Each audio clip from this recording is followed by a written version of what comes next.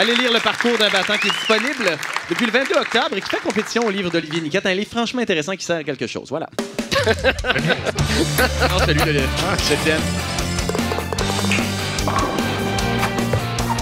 Flag football! Avez-vous déjà joué au flag football? Je pense pas, non. Est-ce que vous savez c'est quoi le flag football? Non. Vous savez pas c'est quoi? Non. Ben, c'est du football flag. Ça pourrait vous intéresser. Mais ça pourrait vous intéresser. Des serviettes d'un fesse. Voyons! Es-tu débile? Es-tu fou? C'est qu'au lieu de plaquer, on se promène avec une ceinture et il y a deux drapeaux chaque côté qui sont sur un velcro. Ah oui, mais comme le drapeau, là. Une espèce de queue qui vous pend par en arrière. Comme ça. Exactement. Et pour arrêter un joueur... Ça, c'est ISM. Ben, peut-être pour Arnaud, mais pas pour moi. Et vous avez seulement à arracher un drapeau, et puis comme ça, le joueur est arrêté. Vous n'avez pas besoin, par exemple, de vous faire mal ou d'attraper une commotion cérébrale. C'est quand même c'est beaucoup moins le fun à regarder et beaucoup moins le fun à jouer, je dois l'avouer. Allez-y, Olivier. Hey, on dirait que je me sens coupable de boire mon verre de vin devant Étienne. C'est comme si je pognais une fesse devant Éric Salvaille.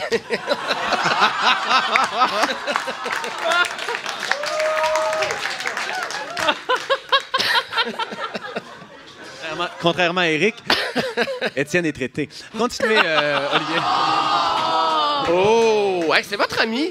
Ah, c'est pour ça que vous vous permettez. Oui! C'est votre ami. Est-ce que c'est mon ami? Ça fait longtemps que je n'ai pas de nouvelles, par exemple, Éric. Allez-y. Oui, bien évidemment, cette semaine, j'ai regardé pour vous les premiers épisodes de l'émission de Jean-Charles Lajoie à TVA Sport. Qu'on aime beaucoup ici à Oui, Jean-Charles. une émission baptisée JC, en l'honneur des premières lettres du prénom de l'animateur. D'ailleurs, moi, si j'ai un jour un show de télé, ça va s'appeler ON, parce que je suis un gars allumé, Jean-Philippe. Eh là là. Donc, JC est passé de son émission de radio à une émission de 2 heures à la télé chaque jour de la semaine qui veut concurrencer le 5 à 7 de RDS qui aborde aussi le sport de façon ludique. Une émission que TVA Sport a beurré mur à mur sur les abribus de la ville. Et pour ceux qui ne connaissent pas, voici comment c'est décrit JC lors de son premier épisode. Je m'appelle Jean-Charles Lajoie, JC, j'ai 47 ans, je suis un homme blanc, hétérosexuel. Bref, j'ai rien pour moi. On dirait qu'il a copié, votre bio Tinder, Jean-Sébastien. Là, désolé pour le son, c'est un bootleg. J'avais plus de place sur mon enregistreur à cause de tous les épisodes de La vie à 600 livres que j'ai enregistrés. Ah, ça, c'est bon. Ça prend beaucoup de place sur un enregistreur, par contre. Vous aimez ça à ce point-là? J'adore cette émission-là. J'ai regardé ça une fois. Et moi, je l'écoute à chaque semaine. J'écoute ça, puis je me dis, mon Dieu, que je suis petit.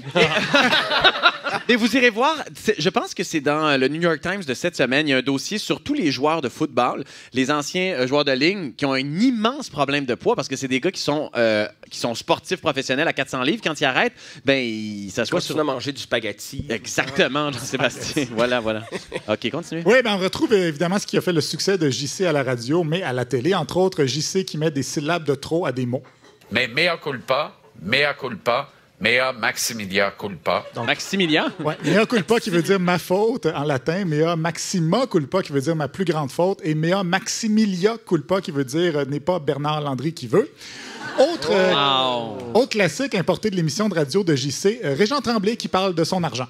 T'auras jamais scoré autant, Régent. J'aurais jamais fait des aussi gros salaires. Et je vous confirme que la télé, c'est plus payant que la radio, sauf si vous êtes le Doc Mayou, évidemment. Mais quand tu amènes un concept de la radio à la télé, c'est très difficile de résister à l'envie d'avoir des accessoires. C'est comme quand notre émission était à RTV, on nous disait, tu sais, quand tu vas dire que Philippe Couillard est dans les patates, apporte une patate pour la montrer à la caméra. Au début, on essayait d'apporter Philippe Couillard, mais il n'était jamais disponible. Effectivement. Donc, JC semble subir les mêmes pressions. Comme il avait mal prédit l'issue d'un match, la responsable des réseaux sociaux de l'émission, Geneviève Tardif, lui a apporté des lunettes. J'adore ton style, Merci. mais j'aimerais ça qu'on travaille sur tes lunettes. Ah bon? Parce que je pense qu'il va falloir ajuster ta vision un peu des choses. Alors, j'ai des lunettes pour toi aujourd'hui. Oui, c'en est suivi une séance d'essayage de lunettes saugrenues. Et comme il s'adresse à un public qui est peut-être en train de préparer son souper, ben son collaborateur Louis-Jean, lui, a apporté des légumes. Tu m'as dit, je vais t'amener dans la cuisine, on va couper des légumes ensemble. Ben, je les ai amenés, les légumes. Il les a amenés, légumes. Disons qu'il ne savait plus trop quoi faire avec son couteau et ses carottes pour le reste de la chronique. Si José Di Stasio avait été avec nous ce soir, ça lui aurait sûrement inspiré un potage. Mais d'après moi, dans 2 semaines, ça va être fini les accessoires à l'émission de JC. Et en passant, Louis-Jean, là, c'est pas Louis-Jean Cormier, c'est Louis-Jean tout court. Et parlant de musique, c'est Galaxy qui a fait la chanson thème. Excellent choix. Et le décor est un peu intense, par contre, dans le genre... regardez pas ça si vous êtes épileptique. Ça ressemble un peu au chandail que portait Alex Perron à la première des échangistes. Jean-Sébastien. Niché, mais drôle. Ouais. Et une émission assez... Oh, attention tout le monde, c'est 20-20 ou 2 minutes warning, Jean-Philippe. Merci Jean-Sébastien. Ouais. Vous l'avez bien prononcé, ça me surprend. Une émission assez divertissante. C'est comme, le score du match. Ah, merci. Oui, c'est beau. J'étais pas sûr, je me disais, mon Dieu, c'est peut-être ses mensurations. Allez-y. Oui, une émission assez divertissante, comme l'était son émission de radio que j'adorais. Et ce que j'aime, c'est qu'ils ont de l'autodérision, comme en témoigne cet extrait avec Renaud Lavoie. Et il se déchire le talon d'Achille du pied droit. Alors, Non, c'est vrai. C'est- Le tendon d'Achille. Le tendon d'Achille. T'as raison. mais le talon Mais d'Achille, c'est- écoute, c'est formidable. Ça va finir dans un livre. Oui. Oui, ça va finir dans un autre livre. Trop généreux quand même de sa part de découper des citations de Renaud Lavoie pour moi. Et d'ailleurs, suite à l'annonce des collaborateurs de JC il y a quelques semaines, je suis allé voir les commentaires des gens sur la page Facebook de l'émission. Parmi les commentaires, il y en a un qui disait « Fred Savard à TVA Sport, il a rejoint l'Empire WTF ». Et il y avait 59 messages qui disaient « Ah non, pas Renaud Lavoie ». Alors, on dirait que Renaud Lavoie est un peu le talon d'Achille de cette émission. Une émission qui s'écoute donc bien en coupant des légumes. Je donne 5 étoiles. Merci, Olivier. Et sinon, cette semaine, on a eu une mise à jour de l'histoire dévoilée par Michel Villeneuve sur Michel Terrien qui aurait dit que Max Pacioretty était le pire capitaine de l'histoire du Canadien. C'est encore d'actualité, même si aucun des deux sont encore dans l'équipe. C'est que Régent Tremblay a déclaré au 91-9 Sport que Bob Hartley lui a confirmé que Terrien a bel et bien dit ça et Michel Villeneuve était content. Il nous a expliqué à la radio de Trois-Rivières qu'il y en avait peut-être plus encore derrière cette histoire de Terrien et Pacioretty et qu'il espérait que la vérité sorte. Mais l'histoire prouve toujours que quand tu dis la vérité, tôt ou tard, ça remonte à la surface. Oui, Et absolument. c'est arrivé.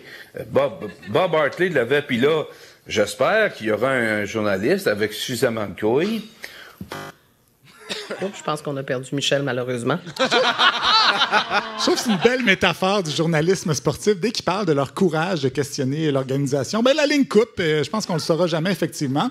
Sinon, du côté du Canadien, il y a Jeff Petrie qui a compté un but en frappant la rondelle au vol. Oui. Et Claude Julien a été bien impressionné.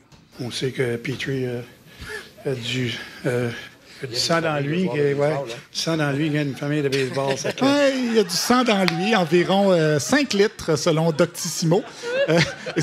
Et c'est parce qu'il vient d'une famille c'est pas parce qu'il vient d'une famille de vampires, c'est qu'en fait son père est un joueur de baseball professionnel. C'est ce qu'il fallait comprendre. Il y a du sang de joueur de baseball. Il y a aussi l'agent de joueur Gilles Lupien qui a expliqué au 15-18 l'effet que ça avait sur un joueur junior d'être échangé d'une équipe à une autre. Et il y en a beurré épais.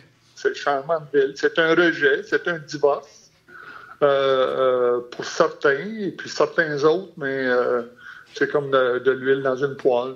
Oui, de l'huile dans une poêle. Qu'est-ce que ça veut dire? Wow. C'est un peu comme de l'eau de roche dans une marmite. Là. Et enfin... Qu'est-ce que ça veut dire de l'huile dans une poêle? C'est essentiel à la cuisson. Là, voilà. Ah ben oui, vous avez raison. Et enfin, on a Marc Denis qui nous a dit qu'il fallait faire attention de ne pas s'asseoir sur ses lauriers. Mais parfois, lorsque tu mènes 2-0, que tout va pour le mieux dans le meilleur des mondes, tu veux pas tenter le diable non plus par la queue. Tu veux pas offrir sur un plateau d'argent une relance et un surnombre à 3 contre 1 à l'adversaire. Tenter le diable par la queue. Je l'ai vu, ce film-là. Ah, c'est là que vous avez pris la référence pour ma moustache. Mais il y avait quand même 2 expressions sur 3 qui étaient bonnes. Tout va pour le mieux dans le meilleur des mondes et offrir sur un plateau d'argent. S'il y avait du sang en lui, ça ferait une excellente moyenne au bâton.